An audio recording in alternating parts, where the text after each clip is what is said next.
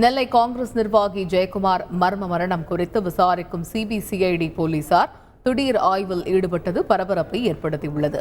நெல்லை கிழக்கு மாவட்ட காங்கிரஸ் தலைவராக இருந்த ஜெயக்குமார் கடந்த மே மாதம் 2ஆம் தேதி கரைச்சுத்துப்புதூரில் அவரது வீட்டுக்கு அருகே தோட்டத்தில் மர்மமான முறையில் சடலமாக கிடந்தார். அவரது மர்ம மரணம் தொடர்பாக போலீஸ் விசாரணையில் முன்னேற்றம் ஏற்படாத சூழலில் விசாரணை சிபிசிஐடிக்கு மாற்றப்பட்டது. தொடர்ந்து ஜெயக்குமார் எழுதிய கடிதங்களில் குறிப்பிடப்பட்டிருந்த நபர்கள் மற்றும் அவரது குடும்ப உறுப்பினர்களிடம் விசாரணை நடைபெற்றது. இப்போது ஜெயக்குமார் சடலம் கண்டெடுக்கப்பட்டு 2 மாதங்களுக்கு மேலாகியும் விசாரணையில் எந்த முன்னேற்றமும் ஏற்படாத சூழலே தென்படுகிறது.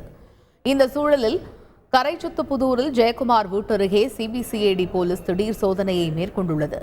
30க்கும் மேற்பட்ட அதிகாரிகள் கைகளில் நீண்ட கம்புகளை கொண்டு குப்பைகளை கிளறி ஏதேனும் தடயங்கள் கிடைக்குமா என ஆய்வில் ஈடுபட்டது அப்பகுதியில் பரபரப்பை ஏற்படுத்தியது. செய்திகளை உடனுக்குடன் தெரிந்து கொள்ள உடனே சப்ஸ்கிரைப் பண்ணுங்க.